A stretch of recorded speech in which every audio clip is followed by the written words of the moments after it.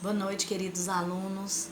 Hoje a nossa aula será diferente, nós não trabalharemos conteúdos novos, nós faremos uma correção de uma lista de exercícios que eu mandei para vocês e faremos uma revisão para o nosso próximo conteúdo.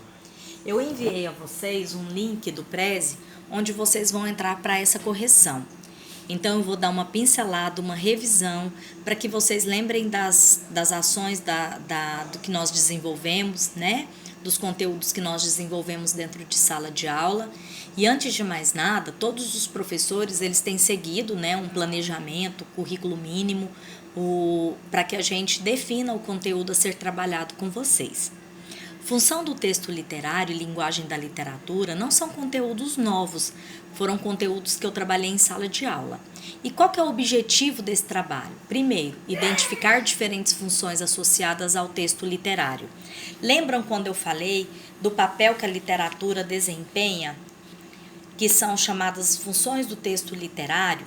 Esse papel da literatura, ele não é apenas para nos fazer sonhar, para ajudar a construir, né, para nos divertir, mas principalmente para provocar a nossa reflexão, para nos ajudar a construir nossa identidade, para nos ensinar a viver e para denunciar a realidade. Nesse padrão, a gente sabe que vários inúmeros autores, como os cronistas, os contistas, nós trabalhamos os poemas, todos os autores dentro do seu gênero textual, ele tem essa habilidade, né, de trabalhar esse papel social no indivíduo. Outro trabalho nosso, que foi a linguagem da literatura, quando a gente fala da linguagem da literatura, a gente lembra do quê? Da essência da arte literária, que é o quê? A palavra. Não existe uma definição exata de literatura. Lembra quando eu falei para vocês que para muitos a definição é que a literatura é a arte da palavra, porque está na palavra. E existe dentro dessa linguagem um processo, às vezes, até de plurissignificação. Vocês lembram quando eu falei que o texto literário ele pode assumir diferentes significados? E quando eles assumem esses diferentes significados, nós dizemos que ocorre um processo de plurissignificação.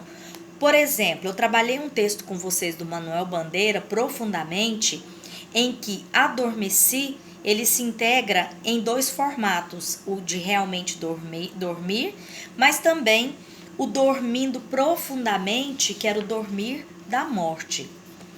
Lembrando a vocês que dentro dessa linguagem existe a linguagem literária e a linguagem não literária.